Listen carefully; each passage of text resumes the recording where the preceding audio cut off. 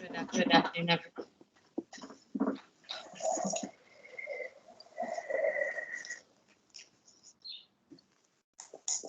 Commissioner, who are we still waiting on? Ronald? Oh, there. I see him. He's in. Well, we're both. He's in the board office. He's getting set up soon. Oh, okay, okay. Great.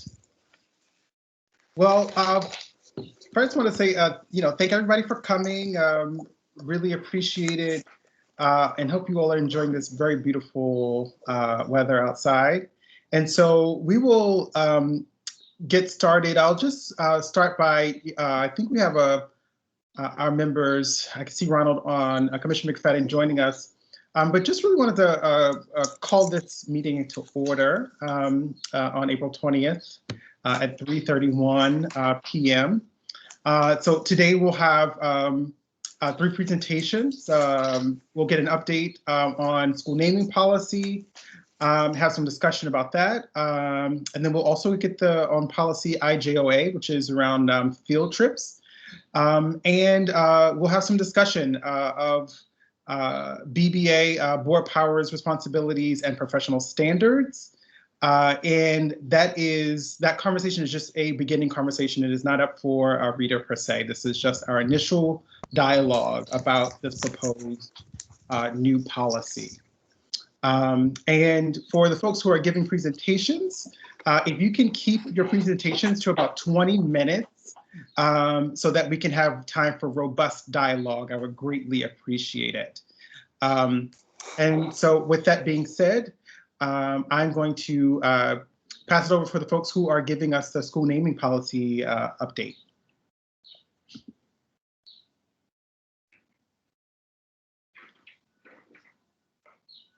Thank you. I'm Angela Alvarez. I'm the Executive Director of the Office of New Initiatives. I'm going to be joined by Steven, our Chief Legal Counsel. He wants to say hello. Hi. As well as Tina Hike-Hubbard, our Chief Community Engagement and Enrollment Officer. Good afternoon, everybody. And Christina Ross, who, or Christina, I don't know your exact title, but she's in charge of our Be More Me curriculum and fellowship work, and is just an amazing educator. Hi, everyone. Thank you for having me here today. And so to that, you can go to the next slide. So we're gonna give you sort of an update on our work. This is pre-work, so we're not quite at the policy stage. This is like pre-development work that we've been doing. So part of our goals of this school names review is to make sure we're honoring our equity policy. We believe the names of our schools should honor the dignity and aspirations of our school community and the students that they serve. And we want to make sure that we're empowering student voice in the naming process. And there are a variety of ways that we're doing that. We have sort of 3 goals with this work. Number 1 is to document, maintain, and display the history of city schools names. We have gone through a lot of changes as a district and have been in a continual state of change through closures and mergers of school communities. And we're losing some of the history of ourselves as an institution, because many of our names are after educators, as well as people that we wanted to honor with those names. And so we're doing work to sort of document that history that you'll learn a little bit more in this presentation. Our second goal is to actually start having conversations with school communities about naming and what the process should look like, and how we can deepen how we have those conversations with communities when we're in the process of renaming and thinking through other considerations. And then our final goal is to align the naming policy with policy FFA, or the naming policy is policy FFA with policy ADA, which is our equity policy. Right now, our policies are not aligned in that the criteria that's listed in the naming policy is pretty basic. It just says that the person must be deceased, have a documented record of service, and preferably that they're from Baltimore. It doesn't get into whether we should have equity considerations. It doesn't really give a test, even a time test for what constitutes a distinguished record of service. So these are all things that are part of conversations we're starting to have with community. You can go to the next slide. And so we see this work as having 4 phases. We're in this first phase, which is an awareness and development of criteria for naming. And we find that most people know about the naming policy if they've gone through the process. And if they haven't, they don't necessarily know. Also to kind of share like the work that the Be More fellows are doing to sort of document our naming. And so part of this awareness, it involves having cross-collaborative team coordinate around how we organize all of this, doing research on what's happened nationally and in other districts around renaming. So we learn from the lessons of other communities that have done this work, developing a framework around the community awareness and using our equity lens when we're having these conversations as we move forward. We're building and starting to create some recommendations to inform us when we start opening up the policy more. There's student teacher research that's happening through the Be More Me fellowships. And we're going to develop a website. Christina's team is working on developing a website that kind of shares the feedback around naming. Phase 2 is the policy review and sharing. So that's when we're going to really like go through the policy and thinking about everything about it, the process, but including what we're getting out of these conversations around equity and naming and the things that we learn. So that'll be April through October.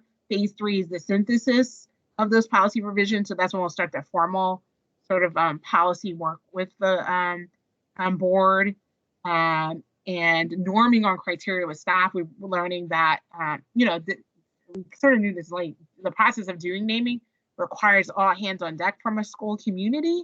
And it requires some training with that community if we want them to go deeper in their considerations. And so norming and developing the criteria for that with the goal of adoption and actual implementation of the new policy starting in the following school year. Next slide. So we wanted to remind, as we did when we came previously to the policy committee, that this work is in a broader context. Locally, the context, which we use the title "Who Deserves a Monument," which actually comes out of our Be More Me curriculum, but that is very much a question in play locally in terms of re-examining statues and monuments in Baltimore, including most recently the removal of the Captain O'Donnell monument from Canton Square after hundreds of Baltimoreans signed a petition to remove it, as well as Confederate-related monuments back to 2017.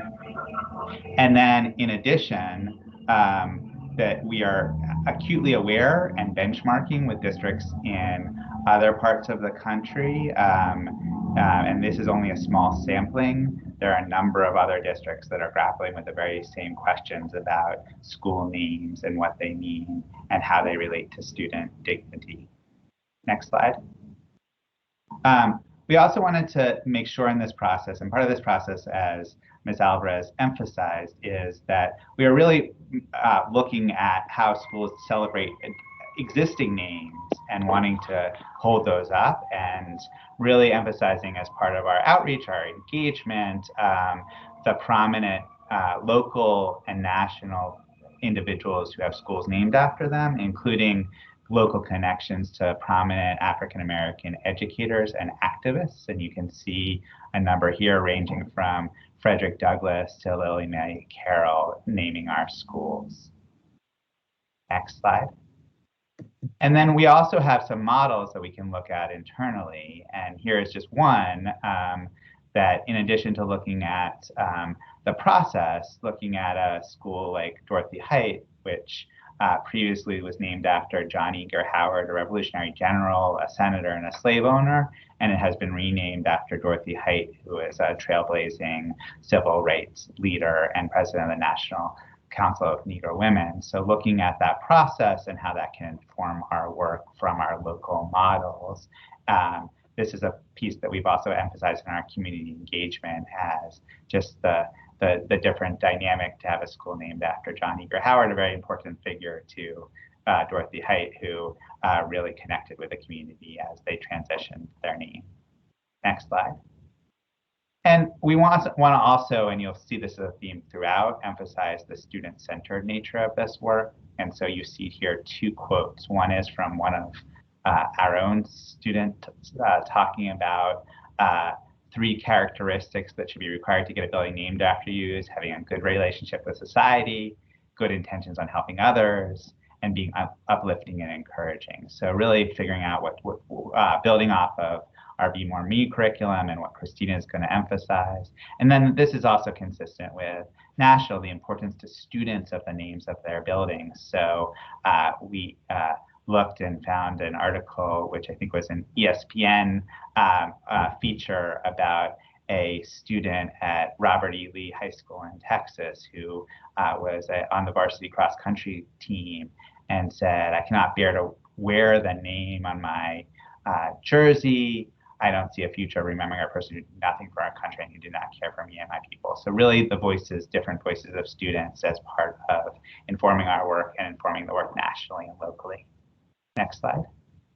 And then just quickly, some of our initial research based on preliminary analysis that more than half of our schools are named after historic neighborhoods, and about 1/3 of our schools are named after people. Of those, about 2/3 are named after African Americans who have made a local or national impact. About 3 times more schools are named after men than schools are named after women. More than half the schools are named after someone who had a local impact, and about 1/3 are named after people who have a national impact. So that's information, but we really want to hold that up as we think about moving forward.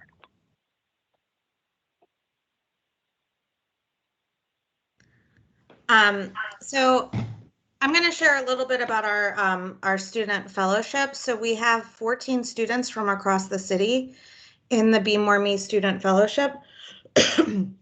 Excuse me. And our goals, we have 3 kind of deliverables or end goals for the fellowship. Our students, and it's led by also 2 teachers from 2 schools in the district.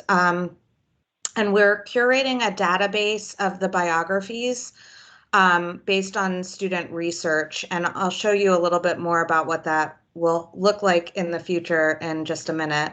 The students also created their own criteria for how they think we should name buildings. And then lastly, we're creating a book that I'll talk about in a minute that will highlight some of the legacies of the people that they've researched. So I'll go into all of these things in the future in the next slides, but I will say the fellowship is a biweekly fellowship after school, and in it we've had some really robust and powerful conversations with the students around who they believe we should honor and memorialize. It's a really phenomenal group of young people. So if you can move to the next slide. So I wanted to show you what our website is going to look like. Can I share my screen, or is that going to mess this up?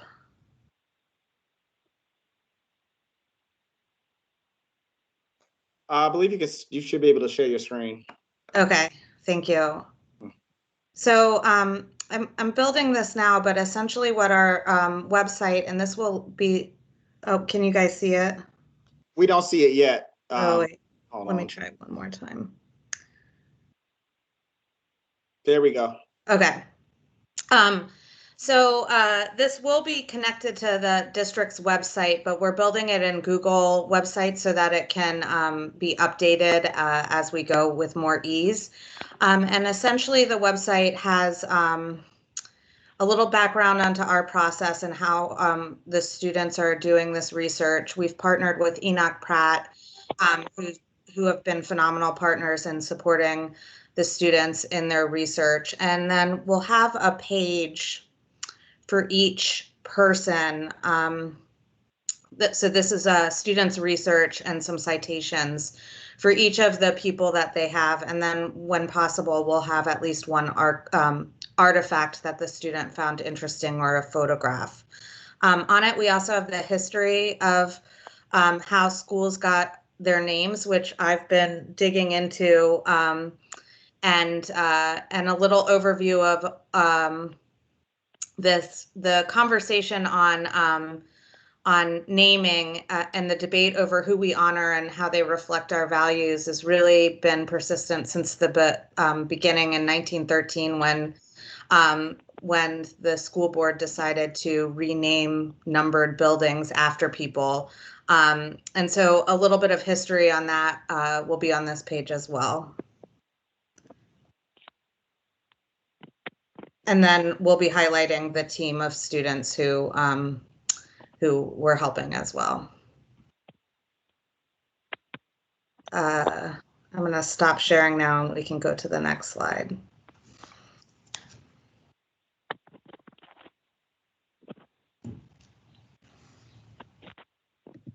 The students also, like I said earlier, created their own criteria for what they think we should consider in removing names of schools as well as in naming schools. And essentially, they identified 7 areas or themes that we should look at.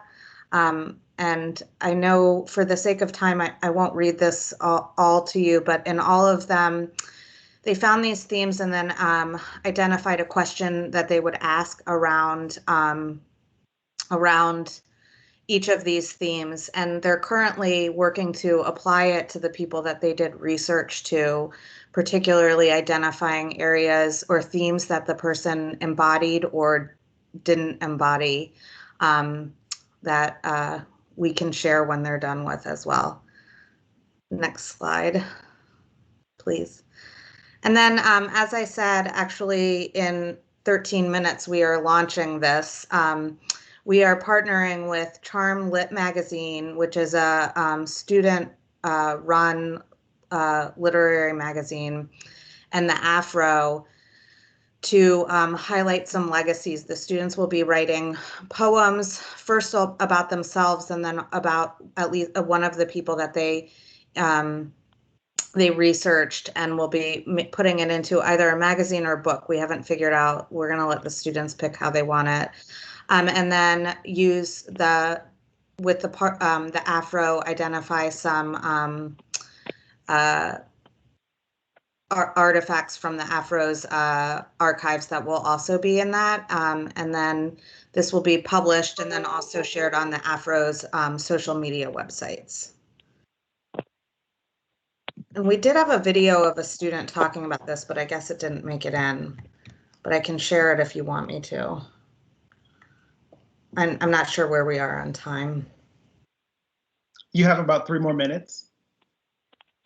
Okay, I'll go ahead and pass the mic to Chief High Covered then. And It's actually Angela and then me.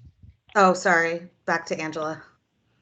So we've been having discussions sort of organized by school community, inviting different members of the community to various meetings. We have one coming up on, we canceled the one on the 21st, sorry, I forgot to update that, but we have our next meeting is on Thursday, the 22nd, it's our town hall. There's also been some community conversations that the students and Christina led with Enoch Pratt Library to share their process of research, and we've met with the Community Partner Advisory Committee on March 22nd. So we have about 4 additional meetings that are coming up, and so we want to have people attend. I'm going to go to Tina. Yep. So thanks, Angela. I just want to highlight a couple things we did during these conversations where I led them, Angela led them, Josh led them, and a panel of other folks that are part of our naming committee have worked on this. So we asked very critical questions. First of all, we used the Courageous Conversations Compass to sort of understand where folks were and they were entering the conversation, which is a great mechanism to sort of get folks to sort of understand where they are feeling as they think about the names of their own schools or historical things that they've been concerned about. So then we begin to ask questions like acknowledging the historical legacy of past and current names, right? Having community member conversations about how we include folks in that, and how do we engage the larger school and community stakeholders, into the renaming process. Next slide, please. Trying to go fast, about 3 minutes left. So we made sure we made deliberate connections to our policies, right? Our equity policy that we must disrupt and dismantle the inequities, as well as replace equitable practices with systems with new ones. And so thinking about how we are honoring children of color and families of color, especially in this district, and the names of women versus men, and it was brought up earlier in this process. Next slide, please. So during the discussion, we talked about the fact this does not prohibit, our current evaluation does not prohibit schools from naming whose conduct or views are inconsistent with city schools. So we need to think about that, right? We ask folks, should that criteria change? If there's someone who is a slave owner, for example, and that was a conflict in part of our equity policy and who we believe we are, should that criteria change? If so, how should that be? And it should be positively impacted by the criteria. I'll go to the next slide so you can get a quick highlight about what folks had said. So school-based staff and parents, you can read this slide yourself, but they talked about racial equitable education environments for children of color, reflected the criteria that should be in there. Our names of schools after persons of certain backgrounds, there should be more diversity. We should have more consideration for how to engage the school community and geographic community, because some of the names of the communities are actually names of schools. So how does that play into this? And then the research component we really need to honor is like what we know about the name and the history of this. Other districts have done like wholesale, we're just going to change names without doing that time to do the research and the history. And so Christina's work, which she just talked about, is part of that history and that research to understand what names are. And I will turn it over to Christina to talk about the youth feedback that they have given. So as part of our discussion on the criteria, our students also suggested some areas for when we're choosing a name, particularly around the idea that the person should be deceased or their story should be complete or have had a large impact on the world in a very transformative way, as, for example, Barack Obama. We've had a lot of discussions, and the students have gone back and forth on using the names of people versus other names that reflect values. And they suggested that should be something that are considered. And then looking at what representation is missing in the city, for example, naming more schools after women or Latinx heroes, for example. And we wanted to talk a little bit about how we lifted the work. So we've put structures in place. One, we have an internal renaming committee that has been meeting weekly to organize this. It has staff from the chief of staff's office, that includes the admin team and O&I. The legal office is part of this, the Office of Communications and Engagement, which includes staff from the family and community side of their work, as well as the ombudsman. The equity office is part of this, OAA is part of this, and the academic office of teaching and learning with the Be More We team are part of the work. We've shared information about the meetings and the work that we're doing with Baltimore's Promise, a community partner advisory, PCAB, the Charter and Operator-led Schools Advisory Board, Enoch Pratt Library, the Afro newspaper, and the Peel Center. And these are other organizations that we hope to build partnerships with as we continue this work. Part of when it went into this facilitation is a training and facilitation guide. The equity office took the lead in developing. It helps us to have this deep engagement. And so it's centered in best practices around how to have this.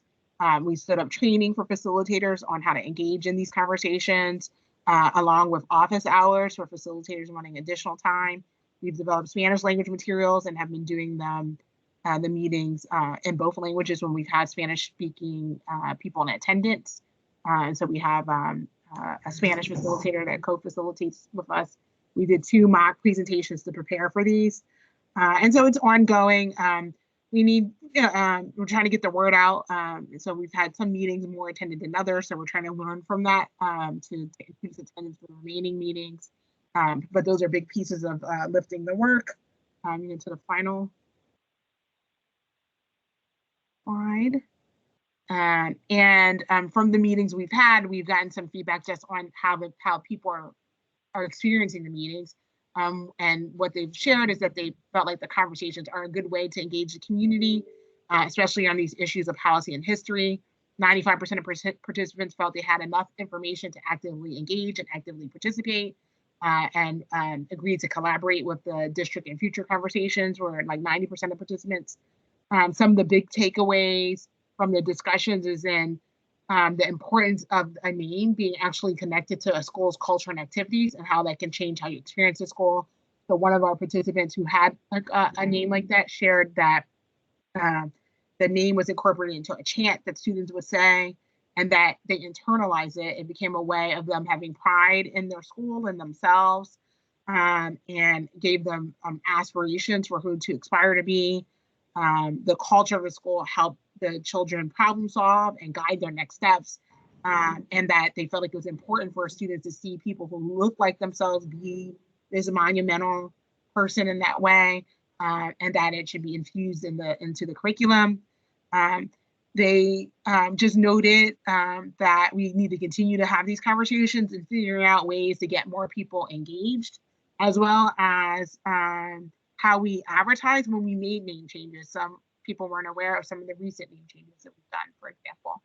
And so they gave us some ideas about how to do that. So those are some of the key takeaways. Like I said, we're still also learning how to get good participation in every meeting. So some meetings we've had good participation and some meetings have been underattended.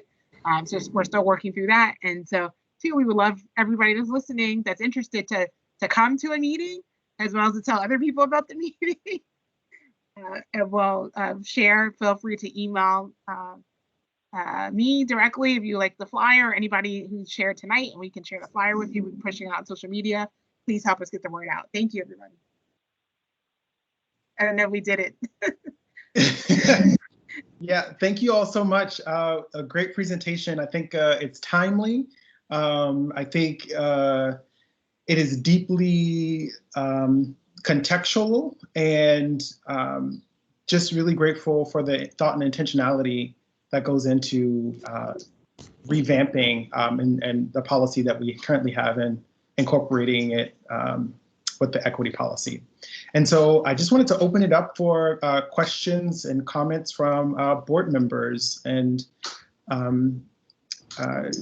anyone can jump in.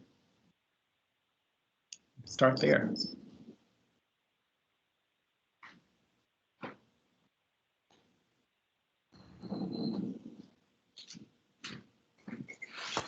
Well, I'm going to jump in just to say thank you for really broadening this work so that it's not just an issue that happens when we are either consolidating or building a new school. Because I think, as you said, it's pretty evident that people get very concerned at that time, but really then trying to help them understand the process sort of adds to that.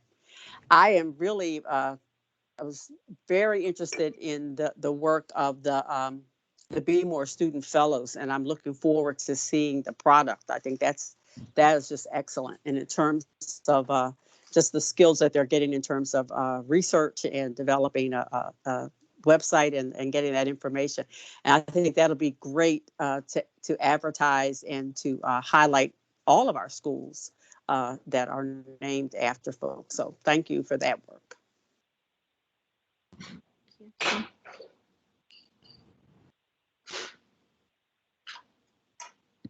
So I can jump in next. Yeah, totally. So thank you. This is great work, necessary work, and dovetails really nicely with the policy of empowering communities on naming schools that we put into place, I don't know, a year and a half, 2 years ago. One of the pieces that I'm wondering if there's not a way we can help, if we are going to name around names, people are really complex beings, and what is sort of unacceptable now that was acceptable 100 years ago? How do we make sure that what's happening in the full complexity of the human being? So if we go and we're doing an intentionality around removing people who were enslavers, is there a way to check and make sure they weren't also beating their wife, or that they weren't anti-Semitic? And so it becomes, I don't want to make the snowball bigger than it needs to be, because I think our intent, our focus, who our students are in front of us, but our students are also complex people. So I don't know what that looks like in the regulations, but just something to think about, or a conversation to have with young people about the complexity of human, in thinking even about our last naming, which was, I agree, a great name for a school to be named after Billie Holiday. She did really struggle with addiction. So will there be conversations around her complexity as a role model, as a civil rights activist, and as a human being who has the strengths and flaws that human beings come with. And to that, wondering if there isn't a spot in the regulations where we should put something along the lines of adherence to charter. So when we have a charter school that comes in and applies, if they're going to be a STEAM school, they have to adhere to STEAM. So if you're going to say you want to be named the Dr. Bernard Harris Senior Elementary Middle School, which happens to be the school, that I live most closely in, that there is education around that was and why that name matters. In part to really leverage the strength of having role models in front of young people, but also to enfranchise kids. I work in another neighborhood, I've been working for several months with a group that does Saturday morning cleanups. There's about 20 to 40 kids that show up every Saturday. And I asked one of them once, we were on the backside of a school, and I said, what school building is that? And they were like, I don't know. And I'm like, don't you live here? Yeah, I live right there. So this child lived across the street from a school and didn't know the name of it. So I said, well, you obviously then you don't go there. Where do you go to school? He's like, no, I used to go to that one. Now I go to the one. And I started asking this group what the name of their school was. And out of these 15 to 40 kids on any given Saturday, one or two of them can tell me the name of the school. So whatever names we import, we will encouraging some community building, some understanding that the part of enfranchising kids and families is knowing your school. And I love that, the pointing out that it was part of a school song and a chant, so that kids understand why we're naming these buildings after people and the positive contributions people have made. And then the last piece that I have is just for consideration for us as board members in our fiduciary. So part of governance level responsibility is ensuring the financial well-being, and part of that is directly connected to enrollment. And when we look at our highest enrollment sought out schools, Baltimore City College, Baltimore Polytechnic, and the Baltimore School of the Arts, which are not named after people. So is there benefit in balancing those that are named after people, those that are not? I don't know that I have an answer. Just pointing that piece out as we move forward. So whatever we do continues with the same intentionality that has been so well demonstrated here today. Thank you.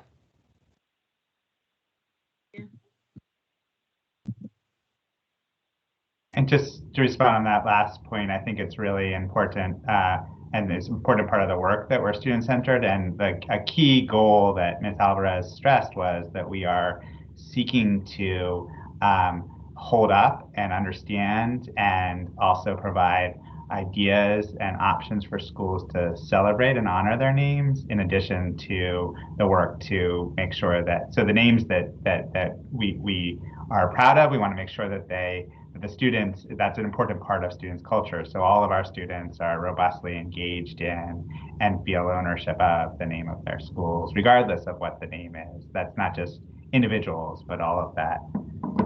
Angela, do you want to add?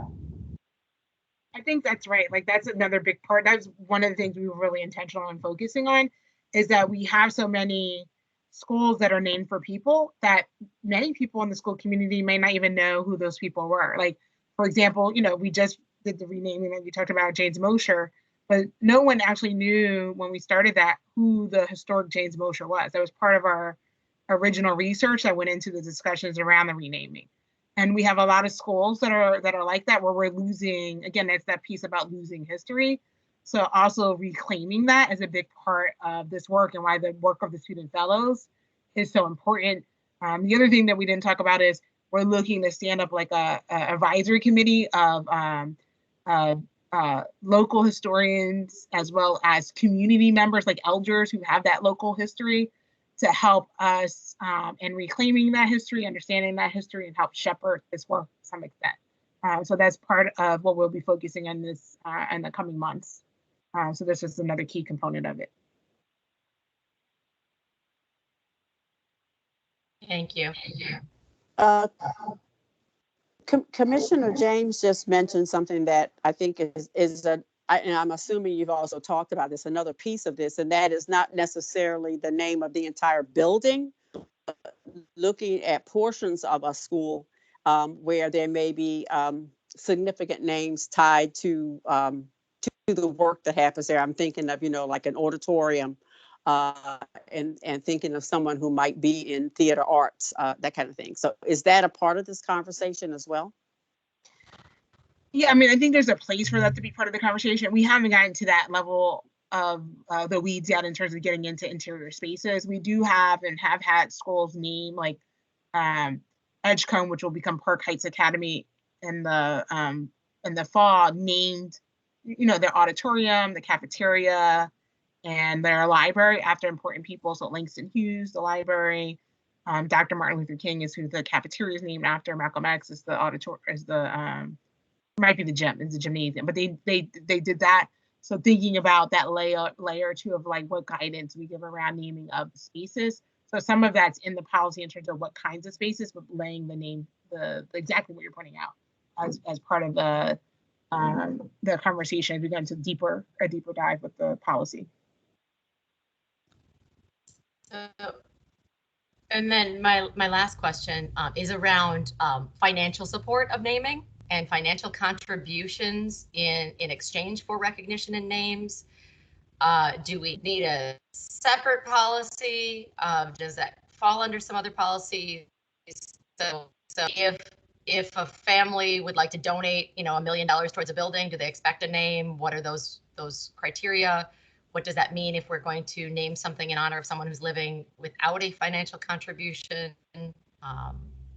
Do we have guidance either in this policy or in another policy for those kinds of pieces, even if that guidance is we're to accept money in exchange for foundation buildings or?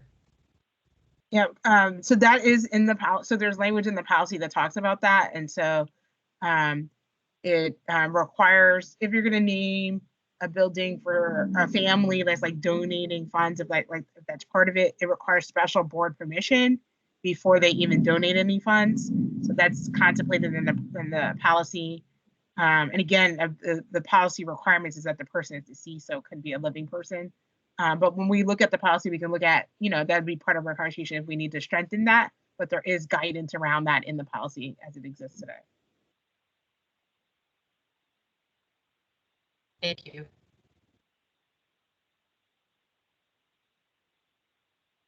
Commissioner McFadden, did you have any questions or?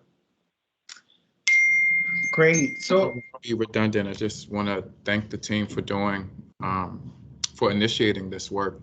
And I just look forward to how it evolves, but I don't want to be redundant. So thank you. Yeah. I think there were a couple of, just one thing, I saw the percentage of 1/3 of the folks, buildings are named after certain folks. And so I just, in that, are we tracking LGBT folks? Are we tracking folks who might have developmental differences that have still been able to do wonderful, amazing things? And how do we sort of get that sort of put in sort of a part of the mix too, so that we can get a good understanding of and a good sort of spread of other folks. And so that was kind of my only additional thought around sort of how we do that, and wanting that to be a part of consideration too. Yeah, I mean, I think those are good flags. We're still in the research phase, so we don't have good information about those categories at this time. And that may be some place where that advisory committee, and talk about the local historians, and that may be able to help us with some of the people who our schools are already named after. If we can find out that information. I think that's another thing in terms of consideration when we talk about criteria of how reflective. So I think that's a good place to be thinking about that as we think about future names. So I think that's a good thing for you to uplift for us, and we'll make sure that we're thinking about that as well as we move forward. Great. Well, I'm excited for y'all, and I'm sorry, go ahead. No, I was just saying anything else. Oh, okay. I thought I heard something else. I was just super excited for this process. Thank you all so much for the amazing work so far, and we're looking forward to seeing more of you all in this policy update moving forward. And so thank you. And so the next discussion, we'll be hearing about Policy-IJOA on field trips, and I will pass the mic to whoever's presenting for that. Hi, good afternoon. My name is Dr. Lisa Smith-Sherrod, and I'm the Director of Student and School Operations Support in the Schools Office. And I have been working with Alexa Murray in the legal office to update the field trip policy IJOA. So the purpose of this policy is that the board recognizes that a well-balanced education consists of the need for skill-based, appropriate instruction, community interaction and support, and opportunities to extend the learning process outside of the classroom. Field trips may be used as an integral part of the instructional program. Field trips allow students to apply and observe classroom concepts in the outside world, learn from outside experts, and engage in experiential and outdoor learning opportunities, and to practice self-discipline. Field trips will also give students the opportunity to use their developing social skills and interact appropriately with other students and adults outside of the classroom. And just goes further to say that the board recognizes that educational field trips support the instructional program. They provide unique opportunities for students to broaden their knowledge of other cultures through a firsthand experience, and to the extent that they support the mission and goals of the school system and provide for safety and welfare of participants. The board also supports the sponsorship of the student participation in educational field trips. Okay, and these are our beliefs based on the policy that the overall success of a field trip is dependent upon the collaborative planning and coordinated effort, and it clearly identifies an objective for the field trip. Student participation in a field trip is voluntary, but no student may be penalized for non-participation. And then no student may be denied participation in a field trip that directly relates to the instructional program due to their financial disability. I'm not going to read through each and every piece of the definitions because I know that you all have received a copy of the policy, but I did want to highlight that we did move the definitions from the administrative regulation into the actual policy. And this is based on guidance from our legal office. And so we clearly identify the chaperone, and added to the chaperone's duties are they would have to be subject to the requirements of our volunteer policy set by KCB and administrative regulation KCB. And then student chaperones can also receive student service learning hours. And we have also included a link to our guidance for student service learning hours in our policy. Educational trips are sponsored activity linked to the instruction and school climate goals. And so they're usually off-site. Transportation is usually provided. And this does not include like ROTC or athletics.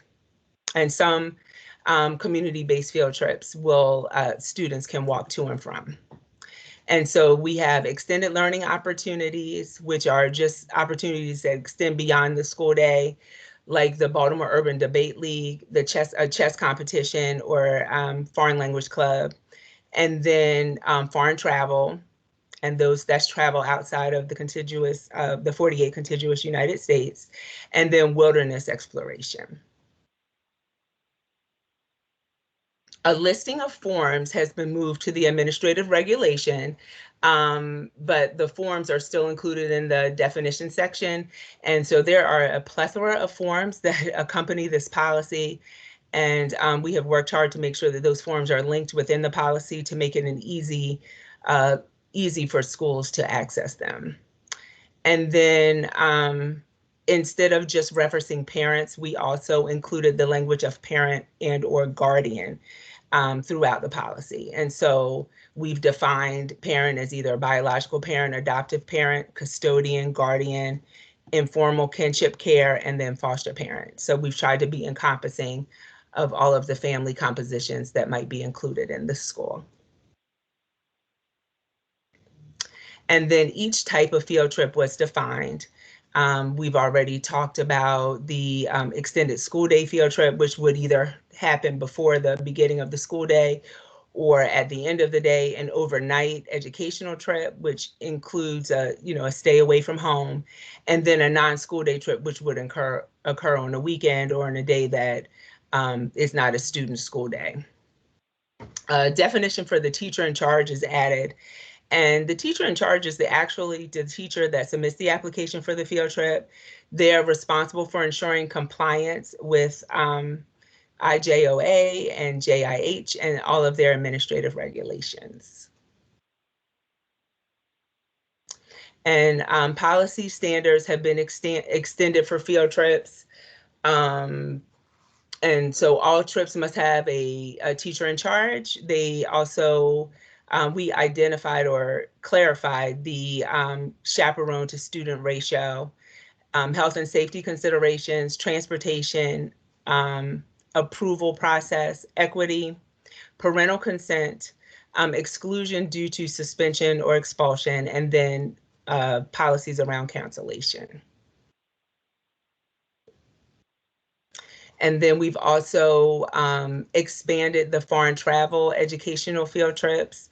And so we've talked about the, clarified the approval process and then information requirements for parental communication. And just to make it clear, the board does not assume financial liability for field trips, but the board encourages parental involvement in field trips as well. And then updates to IJOA-RA, definitions we've already talked about were moved to IJOA, and then the language throughout has been changed to reflect the current district principal supervisory structure. So in the past we had executive directors, and now we have ILEDs and a director of operator support. So that's been updated. And we've added references to the search and seizure policy and the administrative regulation, JIH and JIH-RA. And then we've added a list of the accompany forms. And as I said, there are links to each of those. As far as our project plan, you can see that we have incorporated feedback from principals, from the Office of Finance, from transportation, from teachers, from managers, ILEDs, the chief of schools, the CAO's office, school health services, special ed, PCAB, FCE communications, ONI, equity, Pizzazza, and BTU.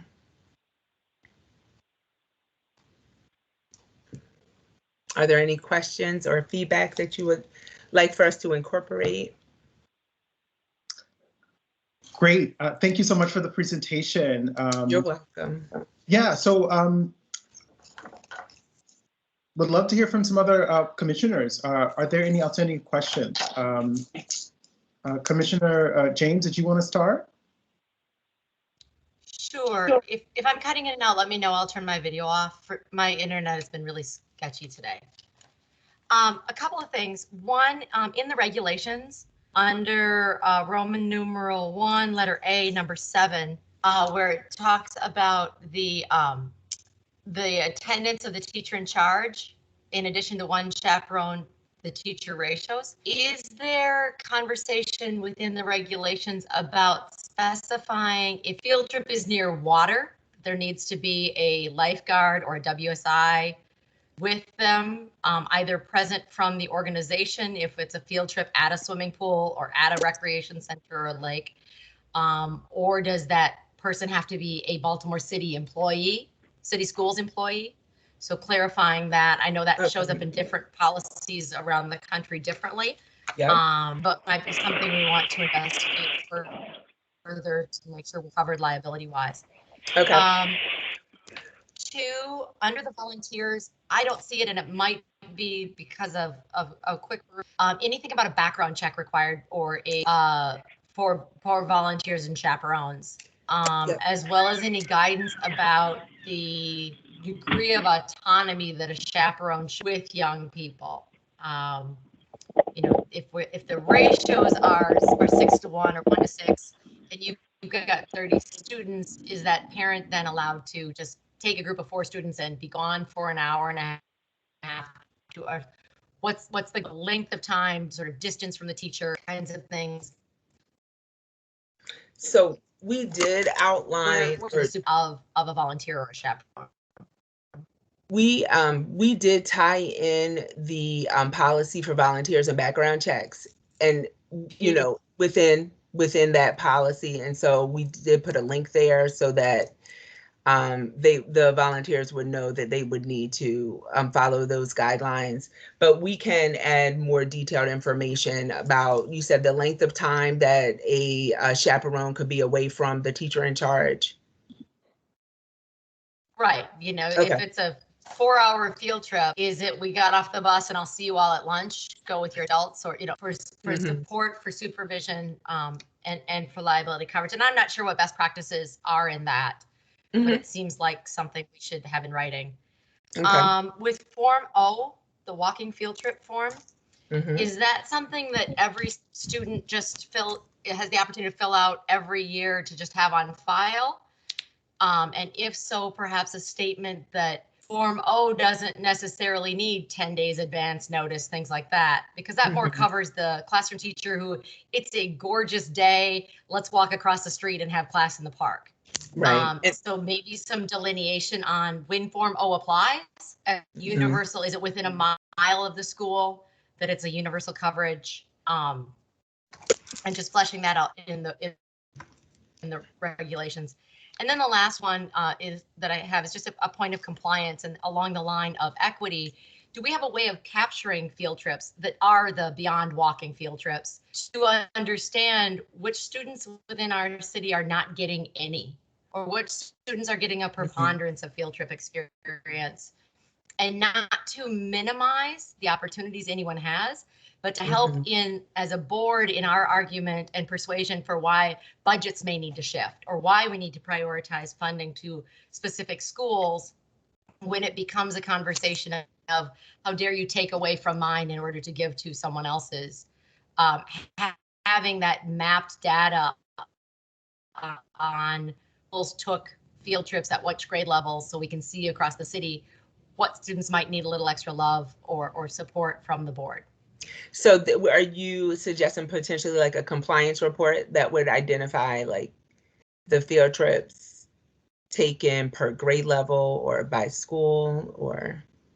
Yeah, I don't know that a compliance report would be necessary, simply because in the policy realm, we're pretty compliance report saturated. But perhaps in the annual school profile, or the school capturing that data as part of that process, so that it would be able to be, you know, analyzed at the district level, but that each school would report it at a grade level as part of their annual school composite report. Okay. Thank you. Unless someone else has other ideas, but thank you, Mr. Chair. Thank you. Chechenia, did you have anything to, any questions or comments? No, I did not have questions, thanks. Okay. Commissioner McFadden, did you have any questions or comments? Thank you. I appreciate the presentation. A couple of thoughts I have. I hope everyone can hear me okay. Is everyone able to hear me? Okay, great. When in the regulations, as Commissioner James was mentioning the ratio, I know that I think that ratio, I saw it. It's not really well, it is, but it's on page 4 in the regulations. What is the rationale for the the number per grade band? So for example, you have pre-K through 2, you know, every 5, 1 per every 5, and then the next. What is the ratio rationale? So younger children just need more supervision just based on their, just based on their developmental age. And so the rationale was to allow for smaller groups of younger children because you need to more closely supervise them. I would argue that in some cases, our high school students and middle school students may need even more attention as well. So I'm curious to know just more thoughts around that ratio. Okay. Perhaps what is the best practice as far as maybe other school systems, how they look at it to better inform our perspective, but certainly as a teacher of middle school students and, you know, with students in high school age programs, I think it depends on the group. This is my opinion, my perspective, but I'm curious to know what best practices are in general. Okay. Also, in the transportation section, I see that there is like a 30-day window. I just want to know the rationale. So there's a 30-day window for transportation to be solidified. Yes. So for number 2, this is on page 1. Scheduling, transportation services must be requested at least 30 calendar days prior to the scheduled trip. What if a trip comes up and perhaps the deadline of like registration, or what is there any leeway with that? So we know there's usually leeway, like if a teacher or a principal comes up with a trip and they don't have that full 30 days, transportation will do everything possible to try to support the request. But we just wanted to be able, there's certain times of the year that are really busy for field trips, usually in the spring. And we wanted to make sure that transportation had the appropriate resources to support the scheduling. Yeah, I understand. I was just wondering if there was, and because I know in scheduling trips sometimes there may be a trip that aligns to maybe a curricular program or whatever that may not meet that 30-day window, but I could understand why you all put that there. And then why are parents required? I think this is on that same page 1 in the regulation. It's the very end of page 1. It's Roman numeral 6 and Roman numeral 7. I believe it's really Roman numeral 7. It is. In special cases, why do parents need to request permission to transport their own children? They need to. So, and maybe Alexa can assist me with this, but I believe we said they needed to let the teacher know that they were going to be transporting their own child, because that teacher is still responsible for the children for the duration of the trip. So, we need to, if I'm on a field trip with my student and I'm going to drive them home and they're not going to take the bus, the teacher needs to know that, because she's going to be counting for the 20 children in her class. That is correct. Just to kind of add on to it, it's kind of that liability, making sure that there is that communication between the teacher in charge and the parent, so that they know that if they do want to transport their child, neither they, meaning the parent, nor the child will be covered but like everyone else who's riding on the bus in their regular mode of transportation. I understand that. And it's clear when you explain it, but in the actual language of the regulation, it seems a bit, because it says only in special cases with a prior approval from the school principal. You all were referencing teachers, and this is saying principals. I think that we should just be specific, even more specific about that. because it kind of says it depends on if, I think it takes some things away from the parent, the way that I'm reading it. You know, if the parent doesn't feel comfortable with students transporting, maybe there's a medical issue or a health issue, or maybe there's some prior perhaps student interaction that I just think we should clarify that to make it more clear and more friendly for parents to know the option, as you all just specified that, if that makes sense. Yeah, That makes sense. And then finally, Commissioner Brooks, I just wanted to know how we actually engaged teachers. I see that in the presentation. It says that, you know, BTU, it was one of the groups, and we have Student Health Services and SPED and PCAP, all of these groups. But how were they actually engaged? What did that actually look like in the development of this revision? yeah. And so we sent the policy and the regulation to different school communities and asked for their feedback in writing.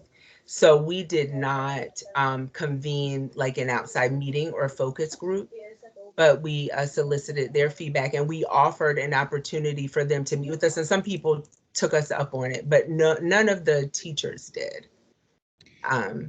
I would love to see a group of teachers put together to inform this particular draft. Mm-hmm. And certainly the teachers union could support that. But the same way that you all circled it around to school communities and things like that, I think with teachers generally being the sponsors of these trips, it would be irresponsible for us as a board to not really hear the elevated voices of those teachers as we create it. If a group could come together, you know, maybe a focus group. I don't know how often, how regularly, maybe we could share the presentation. I don't know how you all can do it, but I definitely think that we're missing out on some really key perspectives in looking at this draft as things are changing in our world and everything. I think it's important to hear them in a more direct way. And certainly school leaders and principals and all of the other folks that we receive feedback from, but I would love to hear some more direct feedback from our teachers. Okay, that's definitely something we can do. And even perhaps on multiple, of course, on multiple levels, right? Because we're looking at the different ratios and things. I would just be interested to hear more of their perspectives around this. Thank you. Thank you. Great. And I have a couple of questions. One is around sort of, has this, something about this is standing out in terms of our policy around sort of sexual assault and harassment.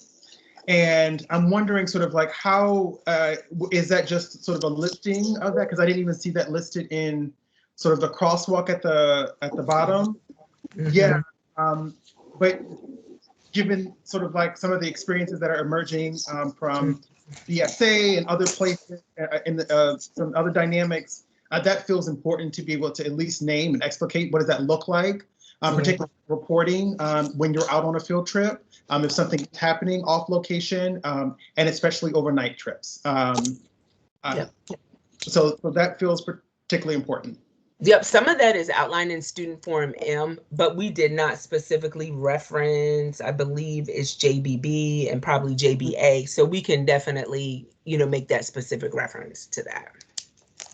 Great. And I think that was also tied in sort of like to the sort of how we scoping our volunteers. But I think the training, it goes back to sort of like, if we're going to be having folks working with other folks, so we got the professional training and it says the students are going to be trained, making sure that the student chaperones are also fully prepped and aware of what that looks like in the context of their responsibilities.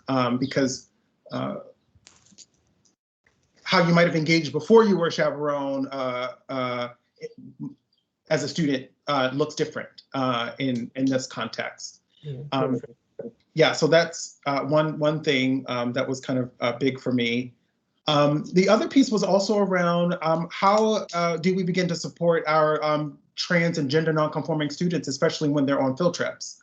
What sort of language guidance do we have for teachers working with them, chaperones, student chaperones working with our queer, gender variant, non-binary students, and how do we begin to sort of make sure that that's kind of laid out so people know exactly what to do, what the supports look like, et cetera. So those were kind of two of my big wonderings about that. And of course, that would then sort of tie into ADA and sort of going back to our equity work, but sort of having that lens in there.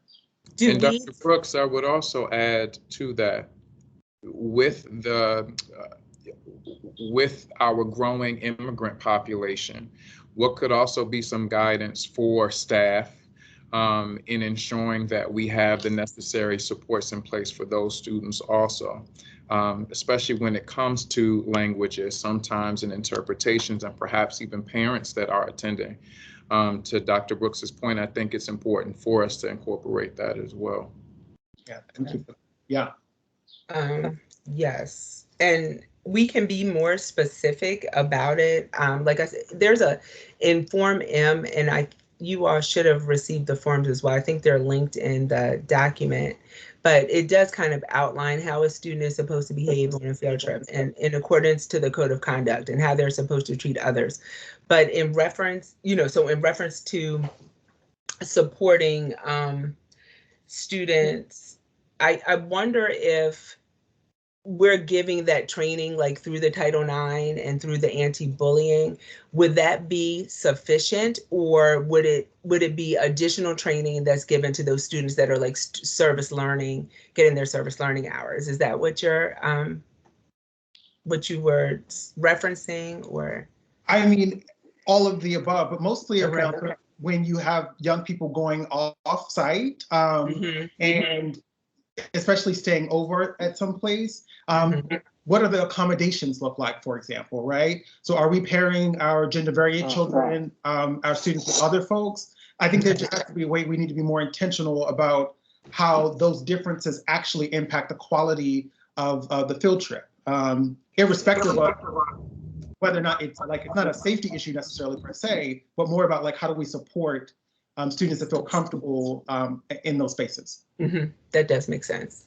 And if I might jump in, Josh Sivan, Chief Legal Officer, the cross-reference to JVB is a good flag because we are building into the support protocol for students, specifically plans around field trips and extracurricular activities. So that's right in keeping with the trajectory we're on. Great. Are there any other questions or comments from commissioners? Commissioner Brooks, it also makes me think about, I saw Commissioner Chinya also, but it also makes me think about students with disabilities and how we, support them also. And I know some of that guidance can come out in training for school-based staff. But do we have teaching assistants or para-educators or special educators supporting on trip specifically? I think that is certainly something to raise and focus on as we have this opportunity to revise this policy. Right. That in fact was what I was going to allude to, and that is I think the key statement in a part of this presentation is that the field trip is an extension of the regular instructional program. And to that extent, whatever services, accommodations that a student receives in the regular program should be available for a field trip, since it is not just going out for fun, it is to be a learning experience. So I think if that's stressed, then some of the issues that we're saying absolutely would be covered, such as translations, assistance, all that. Thank you. And, I think, to that end, sort of, some of the compliance pieces are then sort of how are we keeping track of those things, right? And who gets to go, who did not, funds, who needed funds, did folks have good, positive, quality experiences? Did they have their pairs with them? Like sort of things like that, that would, I feel would be sort of important to know when it comes back to us, so that we know that the quality of the experience is good, the educational experience. Great. Well, thank you all so much for this wonderful presentation. So looking forward to seeing how this rolls out. And I can't stress enough Commissioner McFadden's point around the engagement with teachers. I think folks who are, kind of leading up these efforts have some really great insight. We'll talk to you all soon. And thank you so much. Thank you very much. Yeah. Bye. So we're up for our discussion on our professionalism policy. I also wanted to flag for folks that the verdict for the Chevron trial could be happening at any moment.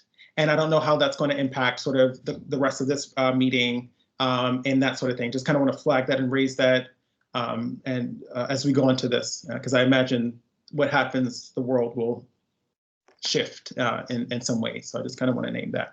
And so I'm going to pass it over to Christian, our board executive, for this presentation. Thank you, Commissioner Brooks. I think that's a great flag, because that was on my mind as well. Give me 1 second, though. I'm having issues with sharing.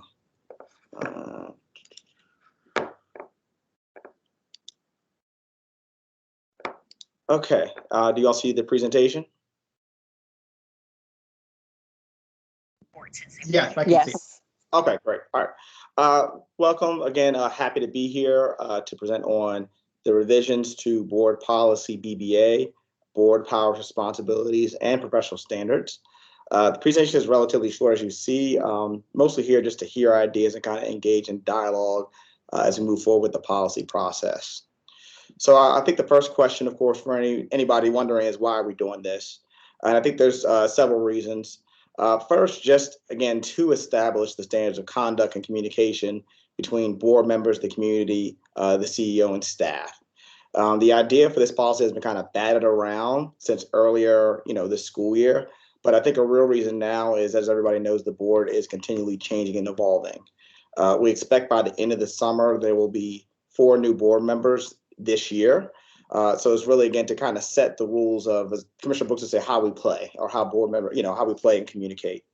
The policy really isn't intended to be restrictive, as these are the norms that the board is already operating by. And it's really just, they're kind of living in our handbooks or kind of unofficial norms, or, kind of like oral or told. So it's really just to kind of consolidate and codify all of these kind of norms into one place. And I also emphasize it is congruent with the CEO's contract. My approach for this was like, in a perfect world, what would the relationships between board members look like? What would it look like between board members and the CEO? So it's kind of, aspirational, is like, what should we be striving for and looking for? And I think also, as I'm seeing, there's still a lot of confusion about this board's approach to governance. So I was hopeful, again, that the definitions will kind of help increase understanding about, how the board operates. And they're not intended to be, they're not intended to be, intended to be illustrative and not complete. So moving forward, I did want to pull out a couple portions to kind of expand on my thinking. Like I said, in the definitions, there include definitions of governance and management. So I'm going to give some guidance and frameworks as to the board's roles as it pertains to governance, and the CEOs as it pertains to management. And it's not intended to be exhaustive, but rather illustrative. In section 3EI, there are new requirements for strategic planning and a board self-evaluation. And again, these were practices the board was already doing anyway, but again, this policy will codify those practices. Section 3G1B, the portion about contacting staff. So currently there's a norm that board members should not contact staff directly for the purpose of finding out information. And, this is, different districts do it differently. There are some districts who operate exactly like this or like this, but again, this is how we should, moving forward with operating. So what's being communicated by obtaining information is, this is not intended as a blanket rule against board members contacting staff. What we're trying to avoid is a hypothetical situation with, board members hypothetically going to a school and questioning principals. Not saying that something happens now, but just to kind of give an illustration of what this is kind of a hint, what this is communicating. It is absolutely valuable, of course, for board members to have relationships with teachers, principals, and staff to get that on the ground perspective. So it's not prohibiting that, but really inquiries, questions, et cetera, should be directed to the CEO to kind of route and answer those questions. This will also, if approved, merge policy BBA, which is board member authority, with this, as we're continuing in the process of, cleaning up and consolidating our policies. And finally, Section H kind of details, what would happen if a board member were to violate this policy. And I put for consideration of a 2/3 majority, as I previously, as always, met with Commissioner Brooks as the policy committee as the chair of the policy committee, to kind of discuss, the policy before it goes forward. And he was really, he expressed concerns about how do we preserve the rights of an individual board member in this process. So the idea we kind of came up with was this potential 2/3 majority for discipline. As of now, it does say majority, because again, I wanted to kind of turn over the policy committee to discuss. But I also want to flag that in my conversation with our chief legal officer, he raised several flags. So I'm going to turn over to Josh Sivan, our chief legal officer, kind of talk through some of the flags he had with the 2/3 majority, and then I'll continue the presentation, then we can go to discussion. Sure, Christian, happy to share. There is a provision of COMAR, the Code of Maryland Regulations, as well as a statutory provision around board voting, and both of them indicate that a majority vote is required for the board to take action. And so this could be construed as creating some tension with that, in that if the statute says that a majority is needed, then the action would effectively become the action of the board once a majority voted on it, even if it didn't make that 2/3. So we did some preliminary research and didn't find anything directly saying that interpretation applied, but I would urge caution here, and I'm not aware of any supermajority requirements in our board's other policies or in the policies of other boards of education in Maryland. Okay, thank you, Josh. And finally, as Commissioner Brooks mentioned, this is the beginning of the conversation about this policy. So we are in the policy process to kind of refine and finalize this. So first reader is scheduled for June 8th. So I welcome your feedback. Yeah, so Christian, thank you so much for the presentation. I'm just going to open it up for the board members for some discussion. And yeah. Commissioner Brooks, may I start, because I need to make a clarifying statement, and I just want to be certain publicly that folks know that the initiative for looking at the revision of this policy and the consolidation of documents and other policies into one good meaty policy really came from the board. This did not come from staff. This was not something that was requested from the staff. This really was initiated by the board. The timing has to do with just the board itself feeling that there was a need for us not to have to flip through. And if you go through the policy, you will see there are references where we've cross-referenced particular areas that have been put here. So I just want to make certain that that is clear. And this has been really from a request from many sources in terms of understanding clearly and seeing in one place what the board's role and responsibilities are. So I just want to make certain that that piece is clear in terms of the initiation and the impetus for the work that we asked to have done. Thanks.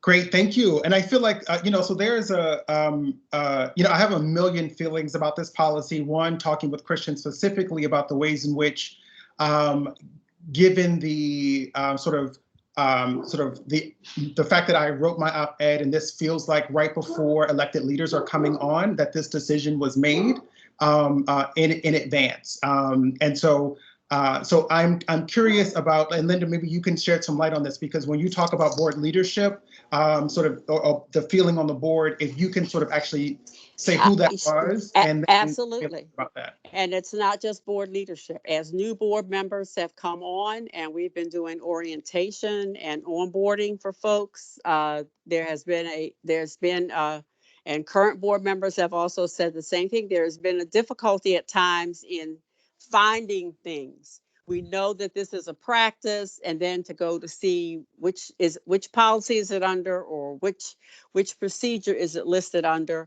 And there has also been a request in terms of even the process that is taking place in terms of people applying to be board members, to have a clear understanding of what does a board member do.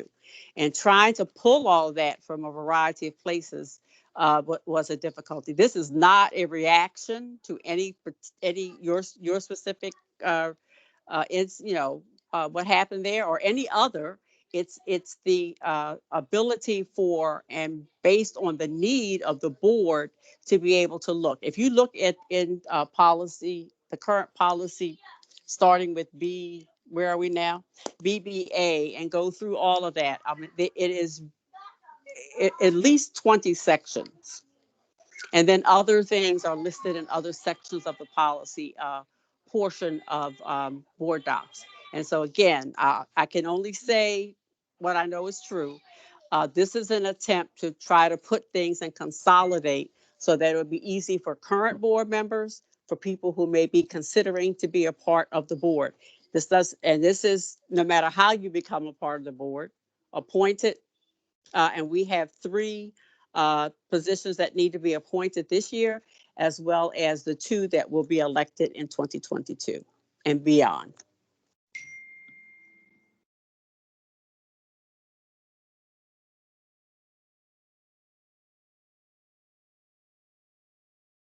Are there other sort of thoughts and from the board members on this this discussion of this topic? So one of the pieces I would add, if we could, is a place that aligns with the charter as far as what roles and responsibilities individual board members fill. If they're representing the original city-state charter partnership states, that we have to have someone with a legal background, someone who represents special education, someone who represents, who has children in the school, nonprofit.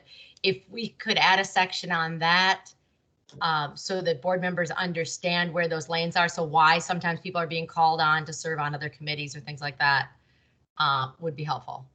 And if there's other things like that from the city-state partnership that should get called out or highlighted. Okay, I was going to add, we do have a policy for that. So you're saying we should probably merge? Are you suggesting we merge that? Either merge them or really intentionally crosswalk them.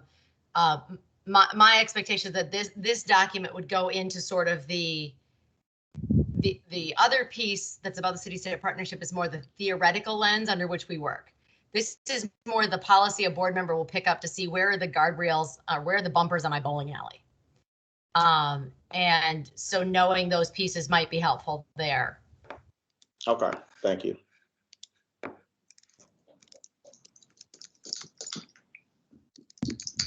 I think that certainly, because things, as we look at the policy, we see how there are pieces that are in multiple places that do need to be centralized. So I do appreciate the thought around that. When we get to the F section,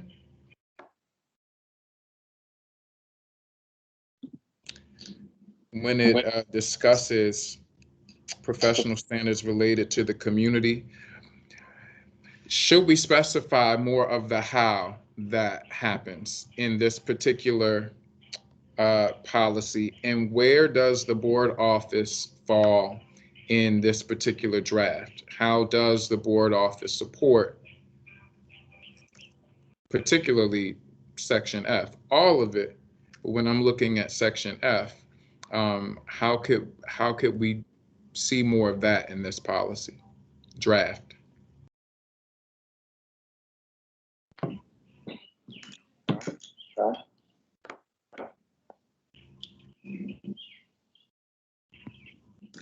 Yeah, and Christian, I did not, and none of this is for you too. I did not experience this as a consolidating of all of those pieces in the B series. And if that's the case, I feel like we need to really add to really make that more robust, because for me, this was the way in which it reads is more about professionalism and standards around that. But I think to Commissioner McFadden's point, like if this is going to be a consolidation of all of those documents, then the ways in which we engage the public, the ways in which we actually get feedback, beginning to name specifically the ways in which we get to establish accountability metrics, because I think that's a part of this. We're held to the standard by the community and members in which we operate, and we do our job on behalf of them. And so I feel like there needs to be much more robust conversations around accountability and to whom it is from, and particularly our constituents as such. And so that's kind of one of the things that I kind of wanted to raise, because I did not know that the spirit behind this was to be a consolidation of the B series. It felt more just like, okay, let me talk about professionalism standards to be able to do that work. And so I think that's particularly, that's new information for me. And that shows that also gives me information around like how to even read and interpret this, what we have in place now. So I think we would need a lot more. A lot more detail and a lot more places, and not just the B series. To really make sure that we have a good representation of that entire B series and board governance. Commissioner Brooks, I hear you, and I agree. I think that a lot of the other reference policies, in addition to the B series, are referenced. But I think, to your point, it should be a little bit more specified, right? If, to Dr. Brooks's point, if this is a consolidation of sorts, how do we make that a bit more clear? Because COMAR is referenced throughout it, and I see that. I see some court decisions, right? Those are linked and referenced, in addition to the board policies that are also referenced. But how do we clearly articulate that in the policy? Because we do have tons of references that are there. Yes, thank you. I wanted to say it was not just the B series, as you said. Yes, it was really looking through. I tried to start to outline them, but there are just so many in terms of, and pulling out the piece for board, because it is, as you're saying, it is a mammoth job in terms of the role and the responsibility, and at times it has taken folks quite a while, and we stumble upon something in another section.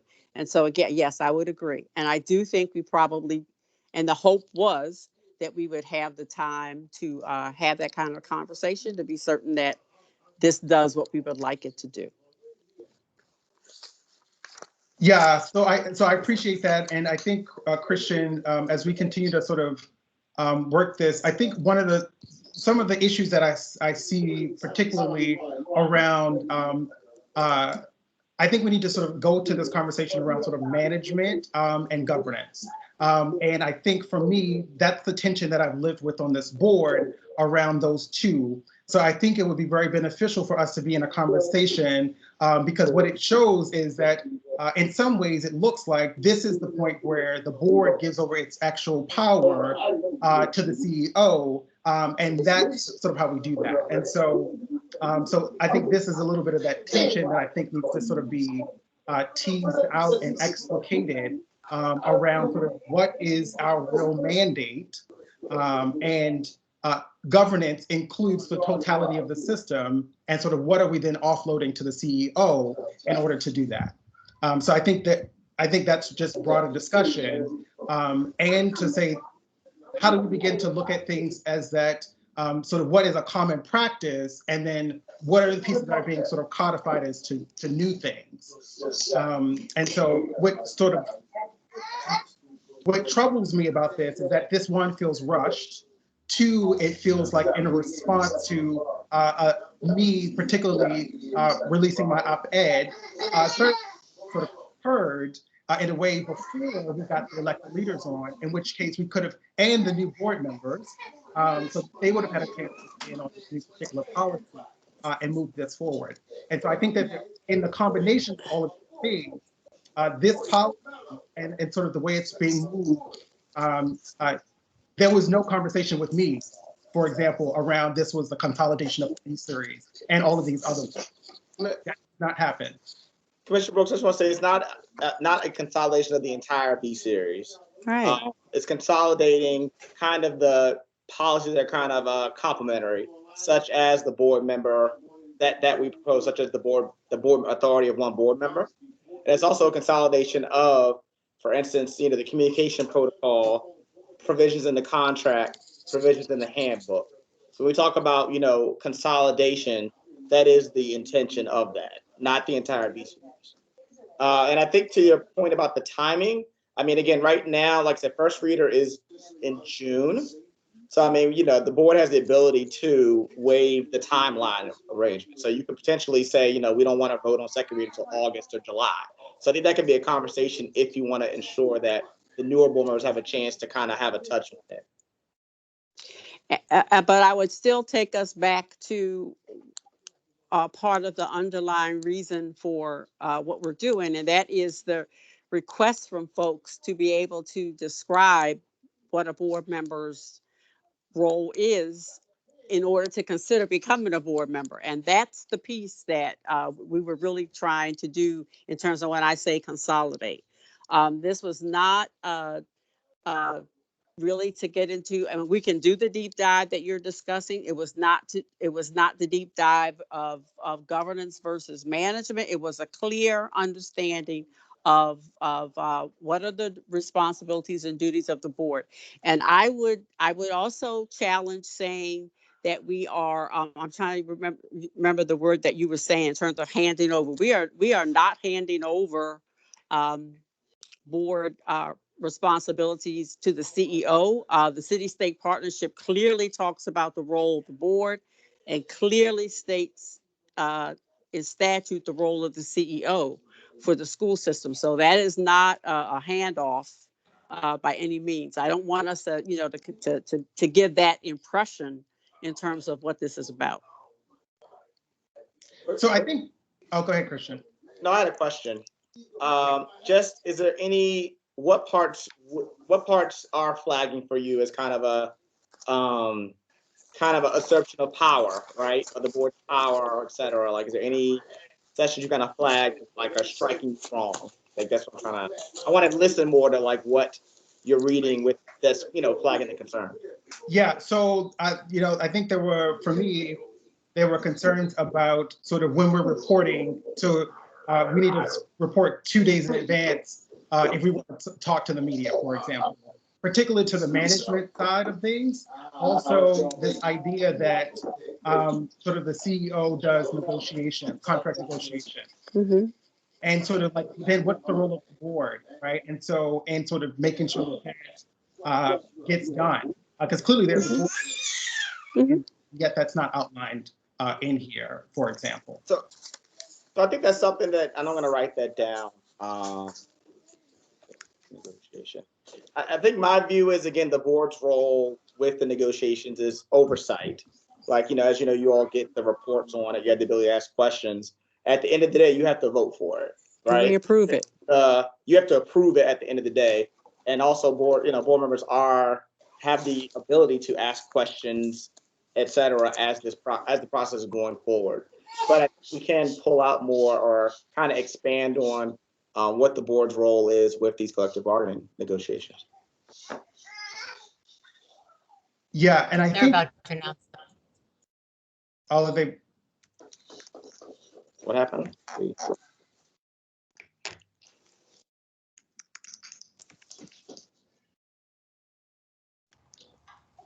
Sorry, what did something happen? No, I was just letting you know that they're back in the courtroom and they're about to announce the Okay. verdict. Oh, okay. Okay. So I don't know what you want to do with that.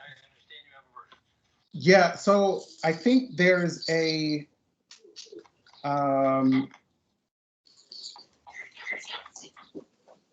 think we can continue this conversation.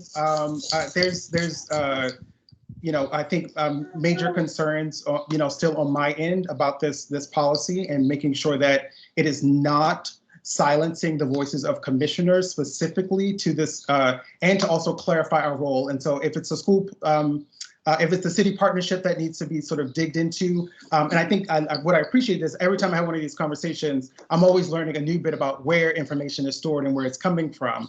And so the city-state partnership, if that's already delineated sort of our roles and responsibilities, sort of with the governance and sort of management, then we can sort of spend some time there to, I can sort of come back and sort of do, provide feedback on the policy based on what's coming up in the city-state partnership and determine what are we doing with that and how are we beginning to move that forward. Yeah, I mean, I think also, like I said, some of the existing sections in BBA kind of speak to what the board's role is, along with some of the other B-series policies. I would also just say the CEO's contract is also very instructive because that also kind of, you know, spells out, you know, spells out the guardrails of what she does, et cetera. So. Yeah.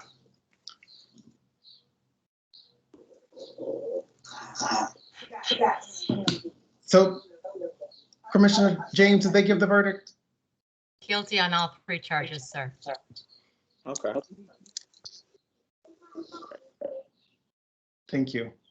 Thank you for sharing. And if we could maybe just pause for just a collective sec here.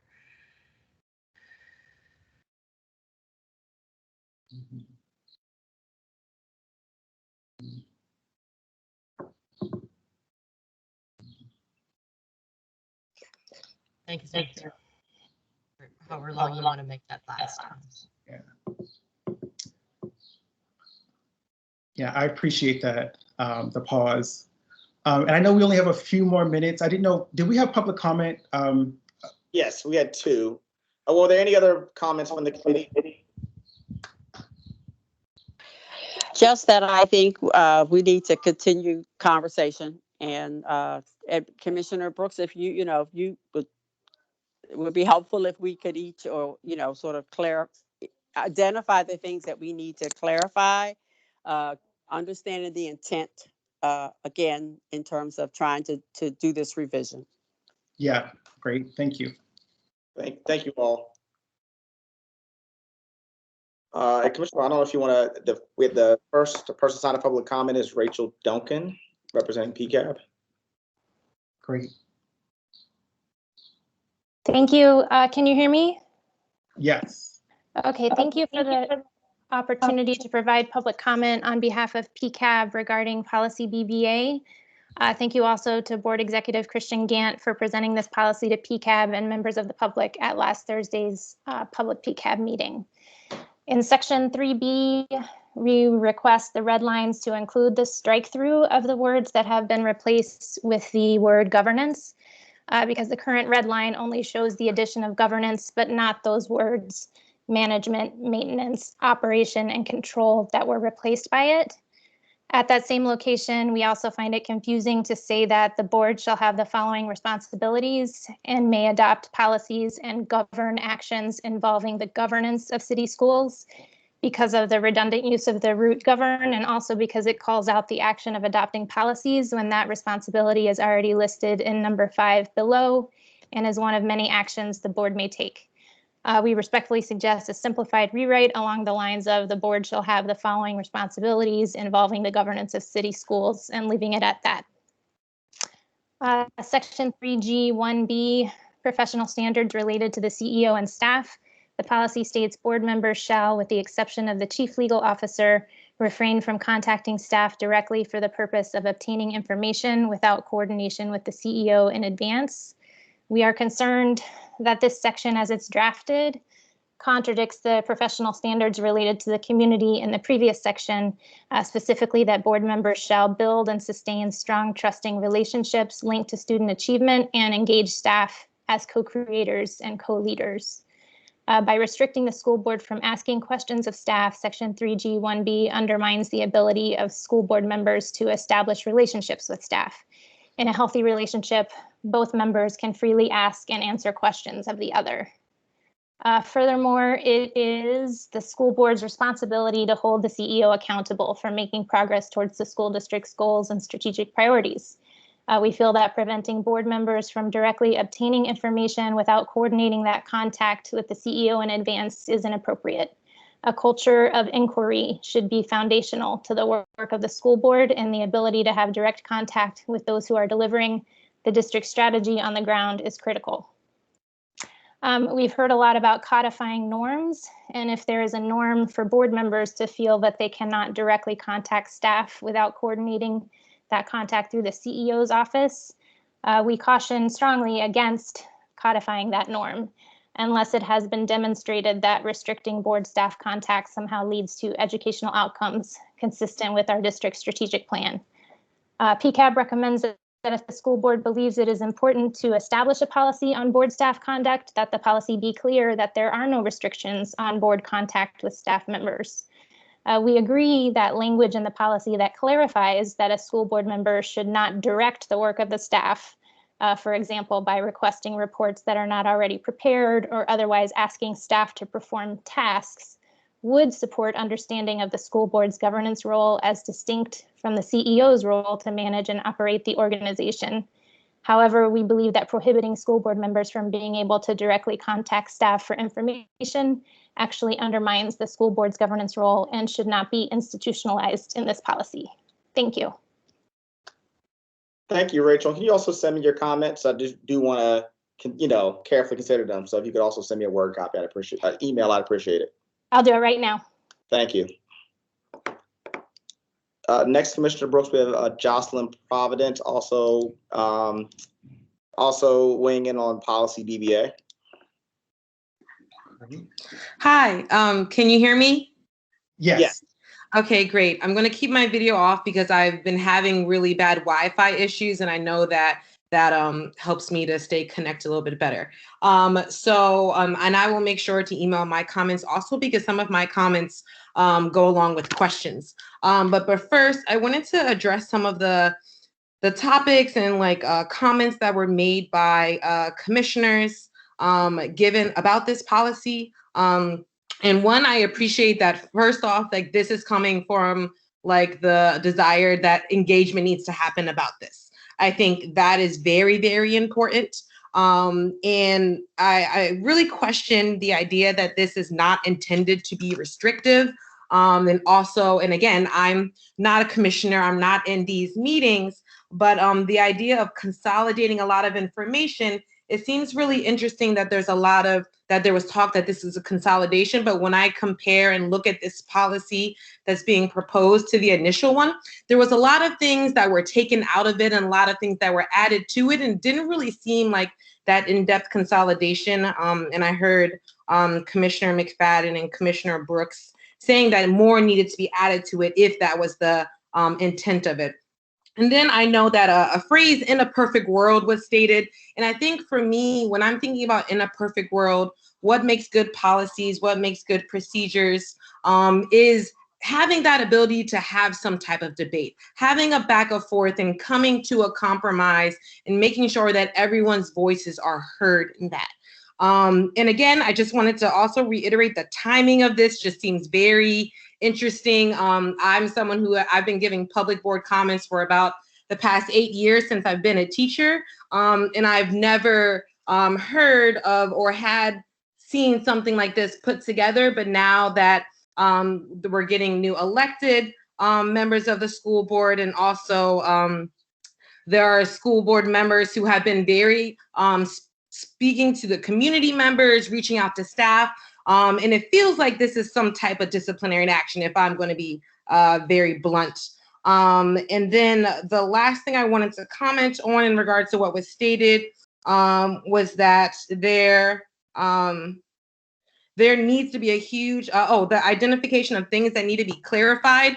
One thing in the policy, the term special interest group was mentioned, but it was not defined. That is something that I think very clearly needs to be defined. What is a special interest group? Is it parents? Is it Black students? Is it students with special needs? It is students who need more support, right? That needs to have more clarity in there.